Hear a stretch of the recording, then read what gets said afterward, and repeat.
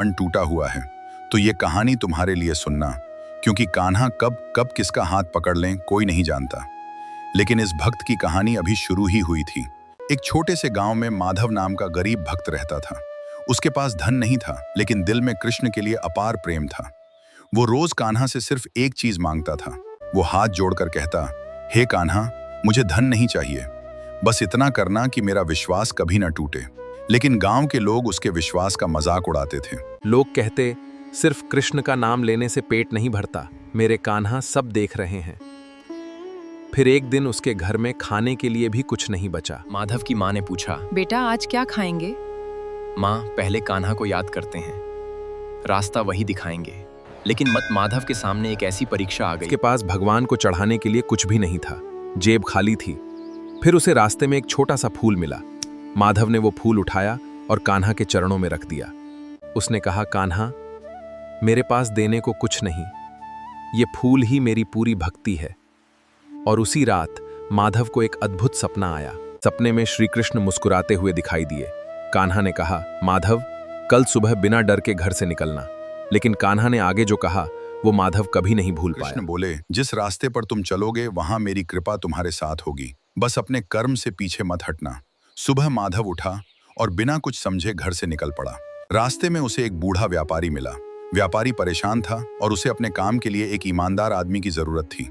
व्यापारी ने माधव से एक ऐसा सवाल पूछा जिसने उसकी जिंदगी बदल दी। क्या तुम मेहनत और ईमानदारी से काम करोगे? हाँ, क्योंकि मेरे कान्हा मुझे देख रहे हैं। कुछ दिनों बाद माधव को रास्ते में पैसों से भरी एक थैली मिली। वो चाहता तो उसे अपने पास रख सकता था, लेकिन माधव ने जो किया उसे देखकर व्यापारी भी हैरान रह गया। माधव ने वो थैली व्यापारी को लौटा दी। धन मेरा नहीं है, कान्हा ने मुझे परीक्षा में डाला था। व्यापारी समझ गया, ये बहुत बड़ा इंसान है। व्यापारी ने माधव की ईमानदारी से खुश होकर उसे अपने काम में साझे बना लिया। धीरे धीरे उसके घर की गरीबी दूर होने लगी, लेकिन माधव के दिल में एक बात अभी भी बाकी थी। व्यापारी ने माधव की ईमानदारी से खुश होकर उसे अपने काम में साझेदार बना लिया। धीरे धीरे उसके घर की गरीबी दूर होने लगी, लेकिन माधव के दिल में एक बात अभी भी बाकी थी।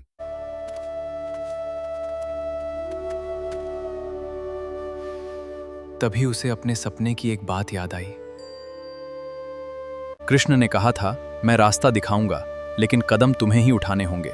माधव समझ गया कि भक्ति का मतलब कर्म छोड़ना नहीं है, और फिर उसने गांव वालों को एक ऐसी बात बताई, कान्हा चमत्कार जरूर करते हैं, लेकिन अक्सर उस चमत्कार का रास्ता हमारे कर्मों से बनता है।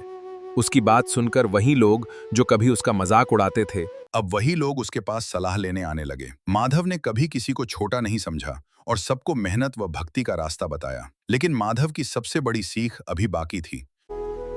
जब जिंदगी में कोई रास्ता दिखाई न दे तब घबराना मत, अपने कर्म करते रहो और कान्हा समस्या नहीं, हमें मजबूत बनाते हैं। माधव की जिंदगी बदल गई थी, लेकिन उसकी भक्ति नहीं बदली। आज भी वो मंदिर में, क्योंकि उसे पता था कान्हा को भाव चाहिए। तो अगर आज तुम्हारी जिंदगी में भी परेशानी है, याद रखना, शायद कृष्ण तुम्हें छोड़ नहीं रहे, बल्कि किसी नए रास्ते के लिए तैयार। बस एक बार सच्चे दिल से बोलना, हे कान्हा, मेरा विश्वास। अगर तुम्हें भी श्री कृष्ण पर विश्वास है, हो सकता है तुम्हारा यही छोटा सा विश्वास किसी और टूटे हुए इंसान को उम्मीद दे दे। जय श्री कृष्ण।